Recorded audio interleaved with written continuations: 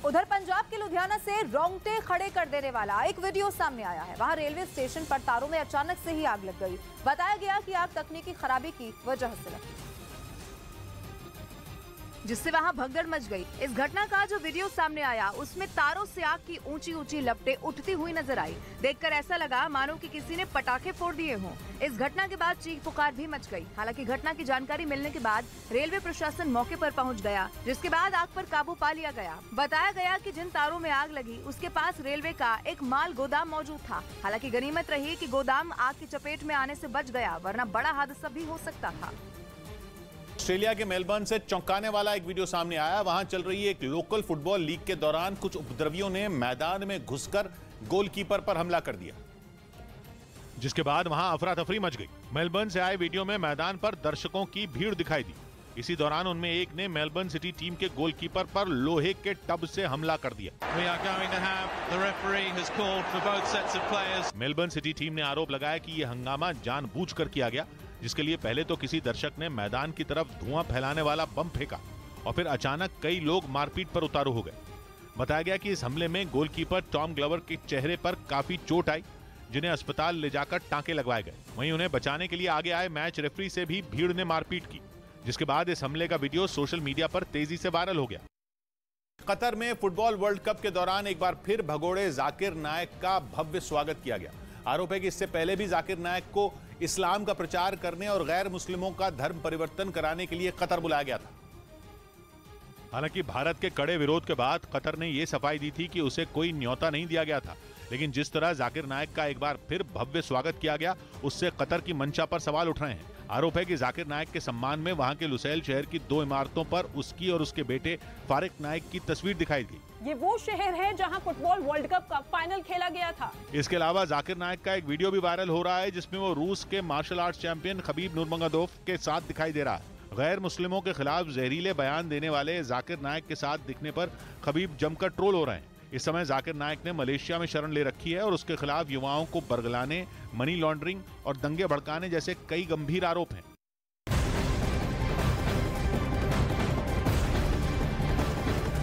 और एक बड़ी खबर आपको बता दूं, आज बीजेपी संसदीय दल की बैठक होने जा रही है। संसद भवन में आज सुबह 9:30 बजे ये बैठक होगी। इस बैठक में प्रधानमंत्री नरेंद्र मोदी समेत बीजेपी सांसद शामिल होने वाले हैं। प्रधानमंत्री मोदी एक बार फिर से बीजेपी सांसदों को अहम निर्देश यहां से दे सकते हैं, ये माना जा रहा है। इस बैठक में G20 को लेकर चर्चा होने वाली है। इससे पहले 14 दिसंबर को बीजेपी संसदीय दल की बैठक में प्रधानमंत्री नरेंद्र मोदी का तालियों के साथ स्वागत किया गया था। और उधर मध्य प्रदेश के सिवनी मालवा में एक प्रेमी ने अपनी प्रेमिका का पत्थर से सिर कुचलकर हत्या कर दी। दोनों लिव इन रिलेशनशिप में रह रहे थे। इस दौरान उनके बीच किसी बात को लेकर विवाद हुआ, जिससे गुस्साए उस प्रेमी ने अपनी प्रेमिका की हत्या कर वो वहां से फरार हो गया। घटना की जानकारी के बाद पुलिस पहुंच गई और शव को अपने कब्जे में ले लिया। दोनों आपस में लड़ाई कर रहे थे, दोनों शराब पिए हुए थे। पुलिस ने आरोपी के खिलाफ केस दर्ज कर लिया और उसकी तलाश भी शुरू कर दी है। मैं गया था उधर घूमने के हिसाब से, देखा तो वो उठ ही नहीं रही थी। बताया गया कि प्रेमिका कुछ दिन पहले ही काम की तलाश में प्रेमी के पास रहने आई थी। केंद्रीय मंत्री अनुराग ठाकुर ने दिल्ली में एक प्रेस कॉन्फ्रेंस कर दावा किया कि भारत सरकार की कोशिशों से जम्मू कश्मीर में आतंकवादी घटनाओं में कमी दर्ज की गई। साथ ही इस दौरान जम्मू कश्मीर में टेरर फंडिंग करने वाले कई गिरोहों का भंडाफोड़ भी हुआ। जो कदम उठाए गए मोदी जी की सरकार में, उसमें आतंकवाद को धाराशायी करने का काम किया है। इसके अलावा उन्होंने पाकिस्तान पर आतंकवादियों के समर्थन का आरोप भी लगाया। बेंगलुरु में आयोजित एक केक शो में 4000 किलो के केक का प्रदर्शन किया गया। इस केक शो में अलग अलग तरह के केक बनाए गए, लेकिन सबसे बड़ा केक 4000 किलो का बनाकर रिकॉर्ड बना दिया गया। इस केक को अमेरिका के cathedral basilica of the sacred heart के आकार में बनाया गया। जानकारी के मुताबिक इसे बनाने में 3 महीने से ज्यादा का वक्त लगा। क्रिसमस और नए साल के जश्न से पहले बेंगलुरु के saint Joseph Indian high school में इस केक का प्रदर्शन किया गया।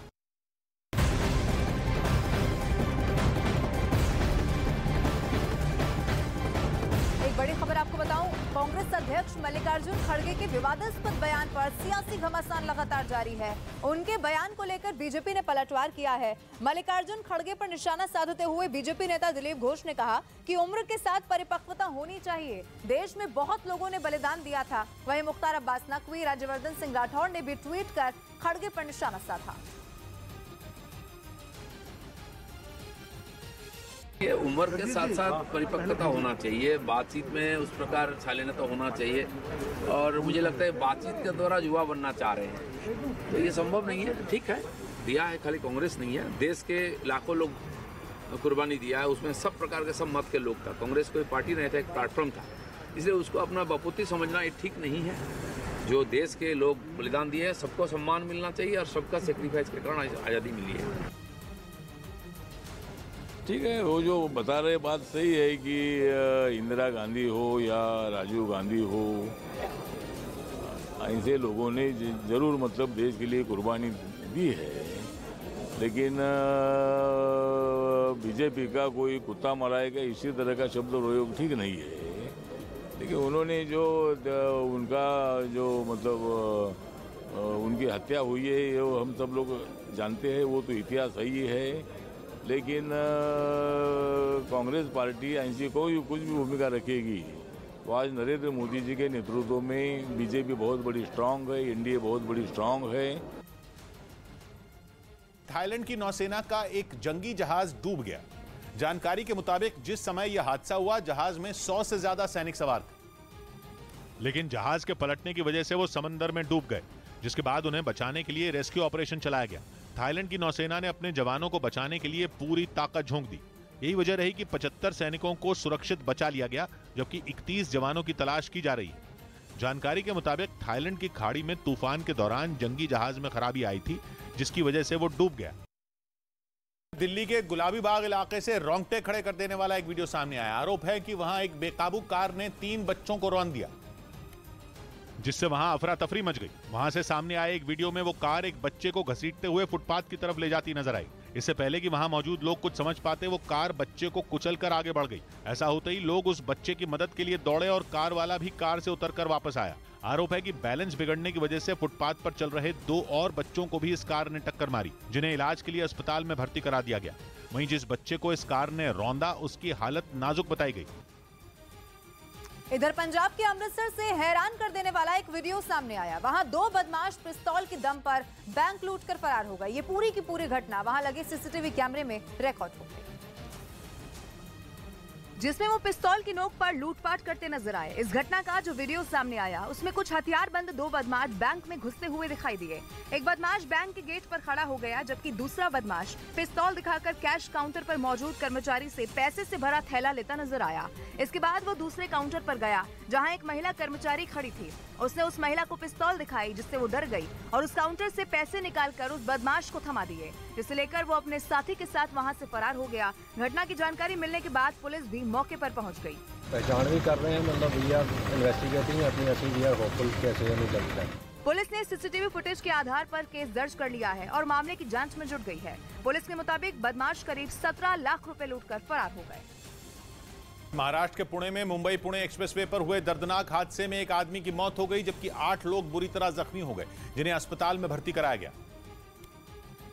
और हादसे के बाद वहां भारी भीड़ जमा हो गई। राहत और बचाव की टीम भी मौके पर पहुंची, जिसकी मदद से घायलों को अस्पताल पहुंचाया गया। मुंबई पुणे एक्सप्रेसवे पर टक्कर एक कंटेनर और बस के बीच हुई। इस टक्कर में कंटेनर चकनाचूर हो गया, तो वहीं बस के परखचे उड़ गए। बताया गया कि बस शादी समारोह से लौट रही थी। इस बीच ट्विटर के सीईओ के पद से हटने के बारे में राय पूछने वाले एलॉन मस्क को झटका लगा। एलॉन मस्क ने ट्विटर पर पोल करवाया था, जिसमें उन्होंने पूछा था कि क्या उन्हें ट्विटर के हेड का पद छोड़ देना चाहिए। उसी पोल के जवाब में 57.5% लोगों ने हाँ में जवाब दिया और 42.5% लोगों ने ना में। मस्क ने सवाल के साथ यह भी वादा किया था कि वो पोल के नतीजे को मानेंगे। हालांकि पोल खत्म होने के बाद उनकी प्रतिक्रिया सामने नहीं आई।